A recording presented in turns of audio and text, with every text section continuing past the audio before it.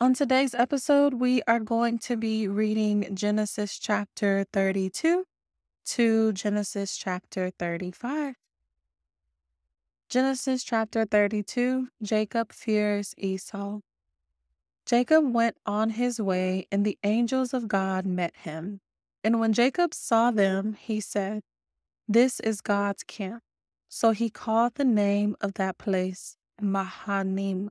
And Jacob sent messengers before him to Esau his brother in the land of Seir, the country of Edom, instructing them, "Thus you shall say to my lord Esau, Thus says your servant Jacob, I have sojourned with Laban and stayed until now.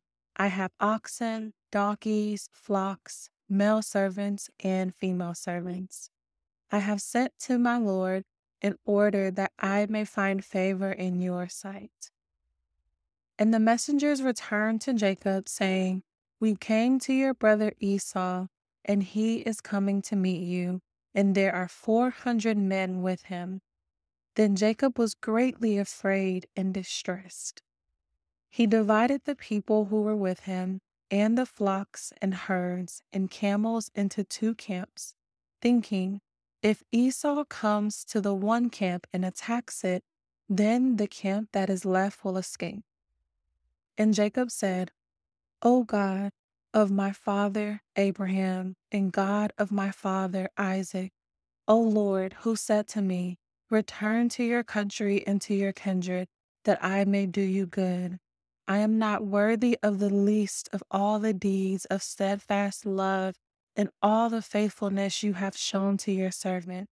For with only my staff I crossed this Jordan, and now I have become two camps.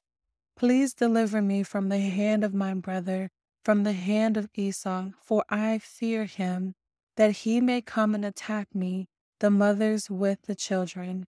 But you said, I will surely do you good, and make your offspring as the sand of the sea, which cannot be numbered for multitude." So he stayed there that night, and from what he had with him he took a present for his brother Esau: 200 female goats and 20 male goats, 200 ewes and 20 rams, 30 milking camels and 30 calves, 40 cows and 10 bulls, 20 female donkeys and 10 male donkeys. These he handed over to his servants, every drove by itself, and said to his servants, "Pass on ahead of me, and put a space between drove and drove." He instructed the first, "When Esau my brother meets you and asks you, 'To whom do you belong? Where are you going? And whose are these ahead of you?' Then you shall say, 'They belong to your servant Jacob. They are a present sent to my lord Esau, and moreover he is behind us.'" He likewise instructed the second and the third, and all who follow the droves.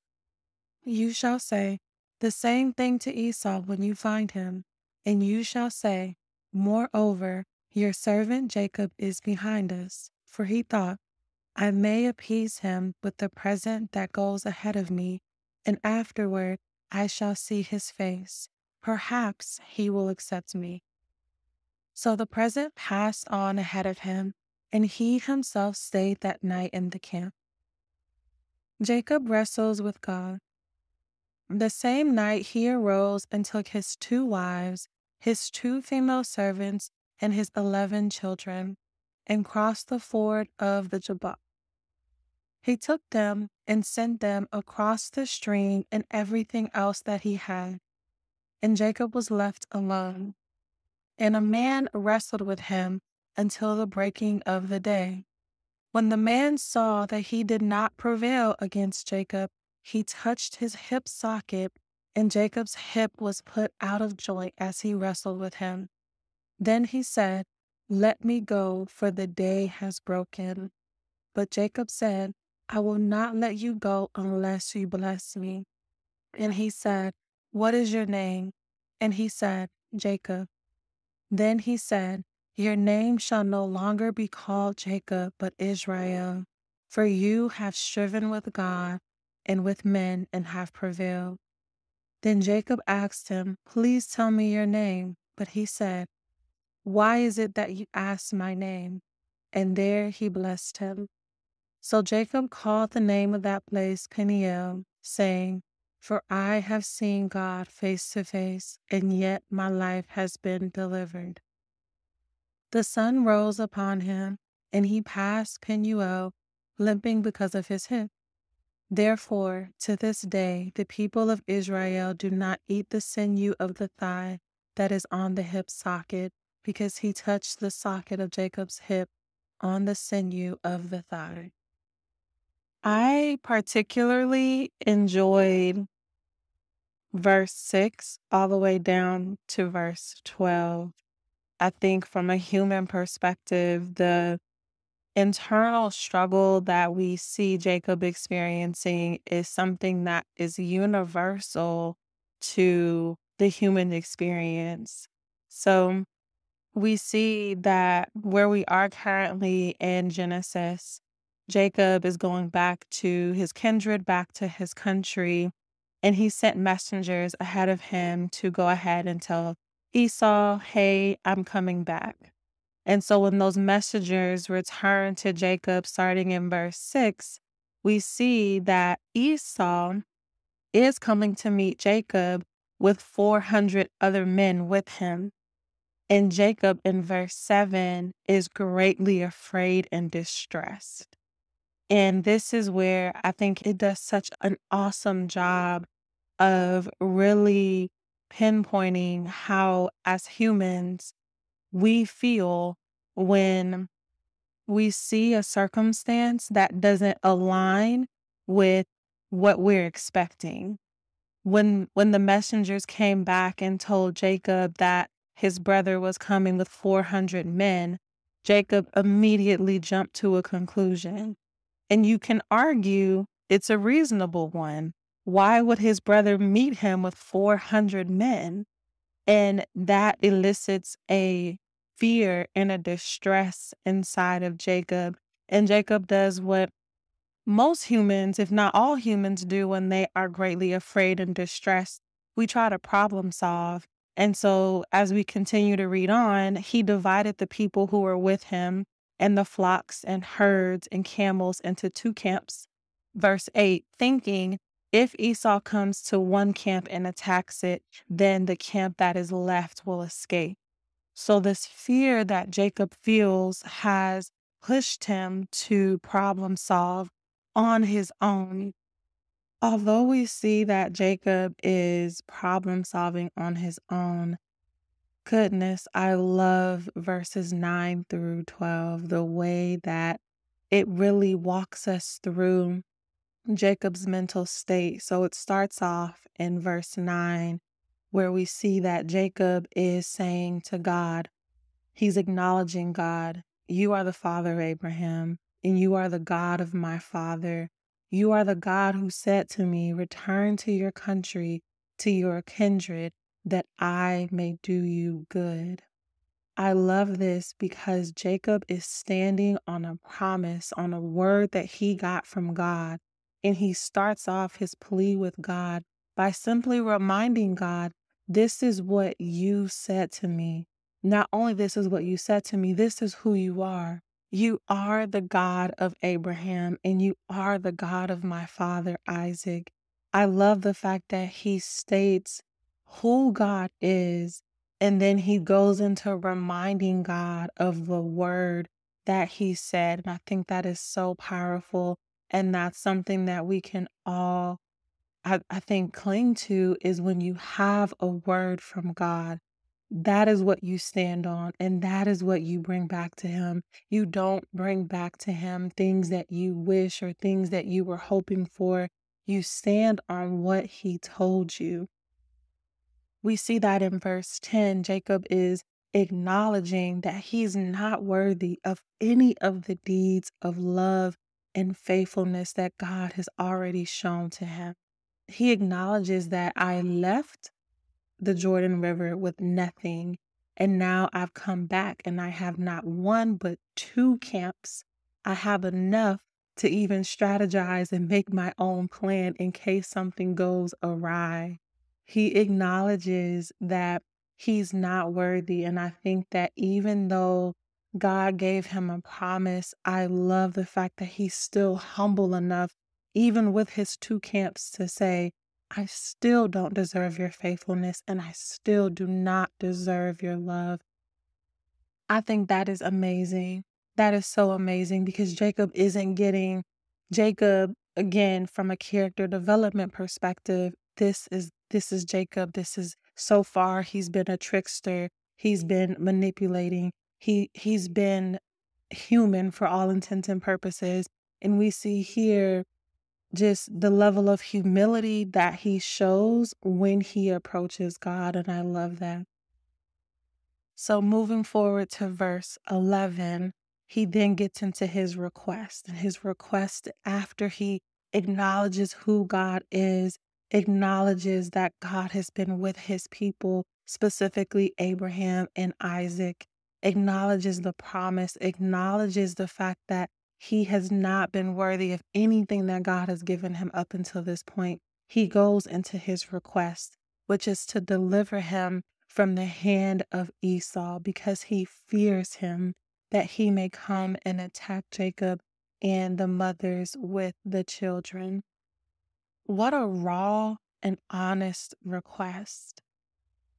It's not lost on me that he uses the word fear in relation to family. And it's fear because of the situation that he caused. And there's no fear like the fear of a consequence that you rightly deserve.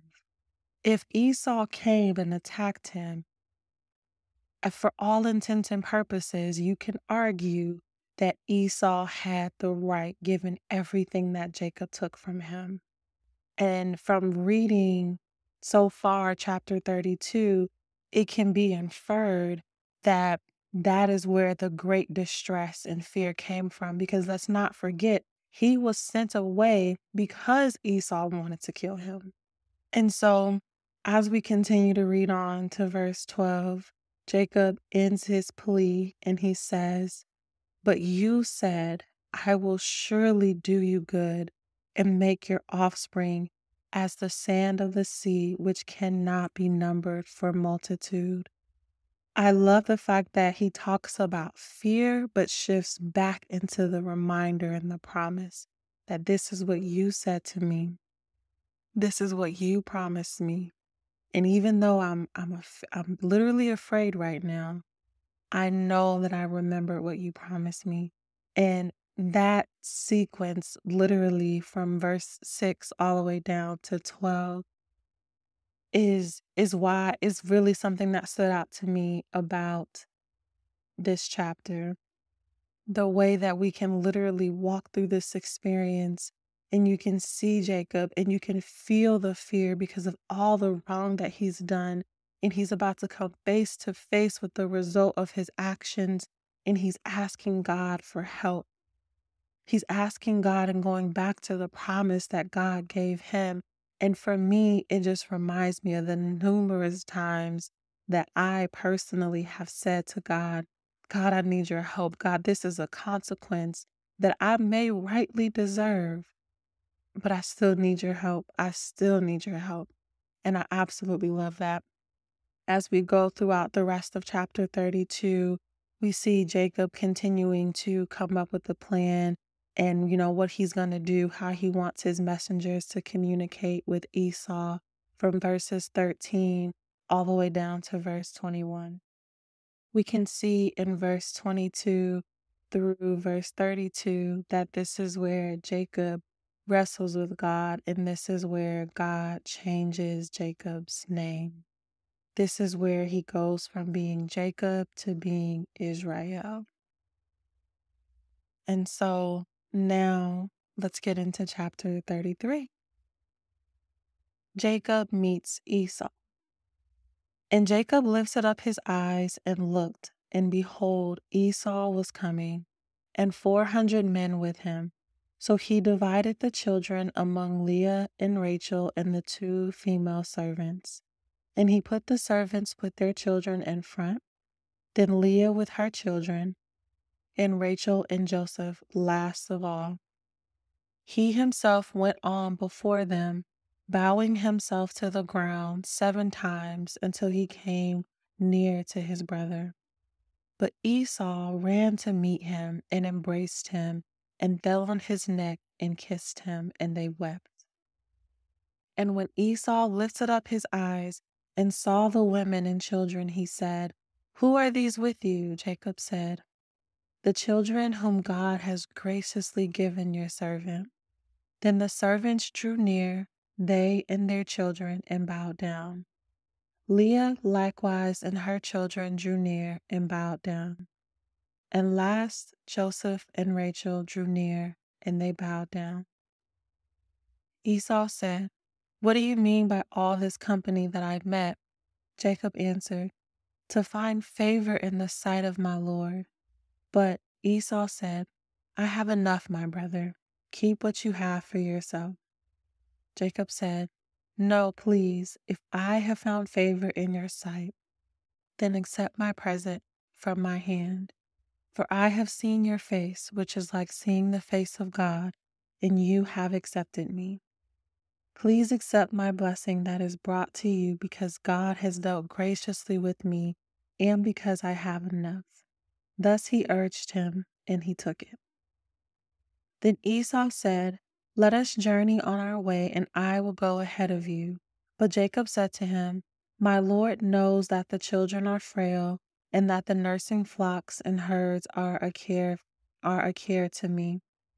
If they are driven hard for one day, all the flocks will die.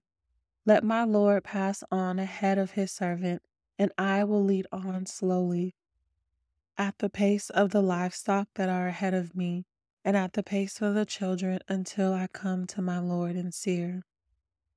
So Esau said, "Let me leave with you some of the people who are with me."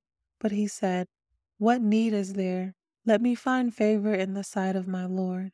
So Esau returned that day on his way to Seir. But Jacob journeyed to Succoth and built himself a house and made booths for his livestock. Therefore, the name of the place is called Succoth. And Jacob came safely to the city of Shechem, which is in the land of Canaan, on his way from Padan Aram, and he camped before the city. And from the sons of Hamor, Shechem's father, he bought for 100 pieces of money the piece of land on which he had pitched his tent. Then he erected an altar and called it El Leho Yisrael. I don't have much commentary for chapter 33. I think that it is a beautiful chapter that clearly illustrates and articulates the relationship and the reverence that Jacob has for Esau. And it shows the forgiveness that Esau has towards Jacob, and that the thing that Jacob feared did not deserve any fear because God already had it planned out and worked out. And so I would encourage you guys the same way that I'm really encouraging myself, that if there is something that you are afraid of, that brings you fear, that makes you nervous, give it to God. Just know that when you talk to God, when you commune with Him, be honest with Him and know that God did not give us the spirit of fear. That did not come from our Father. That is not one of the ingredients that is included in the fruit of the Spirit. And while we haven't gotten to the New Testament just yet, just know that that is not anything near what God has given us. So we do not need to be afraid. That does not come from our Father. But if you do feel fear, know that God cares and that He loves you and that you can give it to Him. You can give it to Him and you can praise Him in advance that whatever you are afraid of, He will make it turn out for the good of them that love Him. Rest in that and know that that is the truth. Moving forward to chapter 34, the defiling of Dinah. Now Dinah, the daughter of Leah, whom she had borne to Jacob, went out to see the women of the land. And when Shechem, the son of Hamor the Hivite, the prince of the land, saw her, he seized her and lay with her and humiliated her. And his soul was drawn to Dinah, the daughter of Jacob. He loved the young woman and spoke tenderly to her. So Shechem spoke to his father Hamor, saying, "Get me this girl for my wife." Now Jacob heard that he had defiled his daughter Dinah, but his sons were with his livestock in the field. So Jacob held his peace until they came. And Hamor, the father of Shechem, went out to Jacob to speak with him. The sons of Jacob had come in from the field as soon as they heard of it, and the men were indignant and very angry, because he had done an outrageous thing in Israel by lying with Jacob's daughter, for such a thing must not be done. But Hamor spoke with them, saying, "The soul of my son Shechem longs for your daughter. Please give her to him to be his wife. Make marriages with us. Give your daughters to us, and take our daughters for yourselves. You shall dwell with us, and the land shall be open to you. Dwell and trade in it, and get property in it."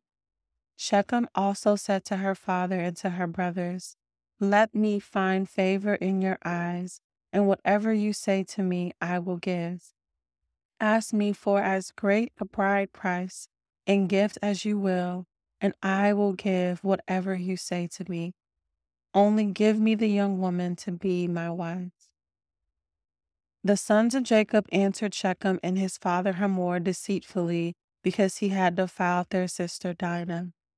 They said to them, "We cannot do this thing, to give our sister to one who was uncircumcised, for that would be a disgrace to us. Only on this condition will we agree with you, that you will become as we are, by every male among you being circumcised. Then we will give our daughters to you, and we will take your daughters to ourselves, and we will dwell with you and become one people. But if you will not listen to us and be circumcised, then we will take our daughter and we will be gone."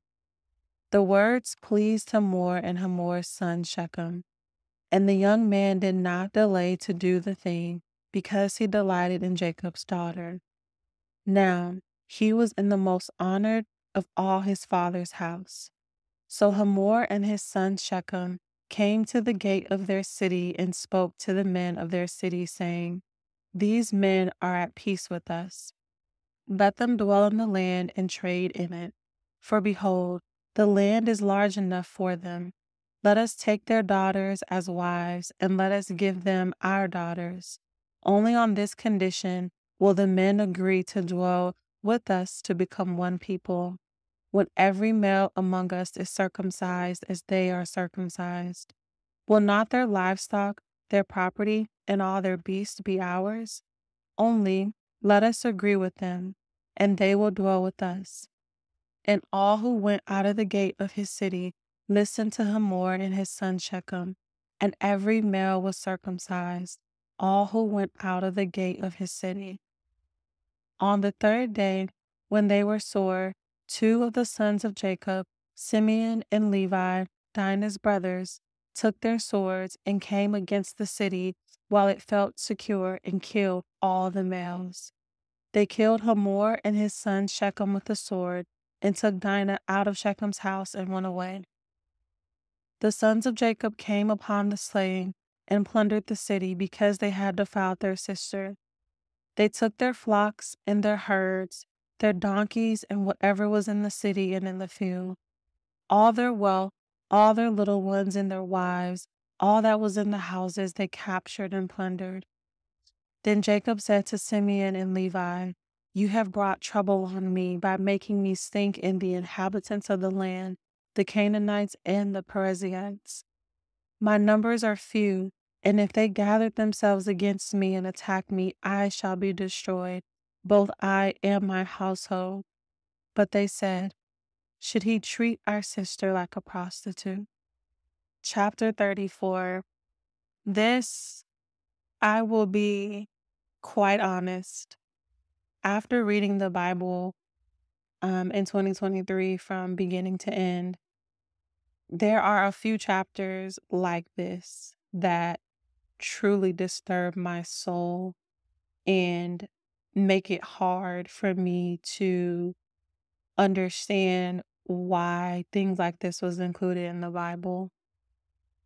The only things that I've been able to surmise as to why a rape would be in the Bible is due to the reality of the people that Jacob is currently dwelling with in the Bible. They're not God-fearing people. And the reality is, when God is not in the midst and humans begin to see things that are pleasing to the eyes, but don't go about acquiring the things that they want in a godly manner, it ends up in things like this. This chapter, even when I read it the first time, was disturbing, but going back and rereading it, it does not disturb me any less.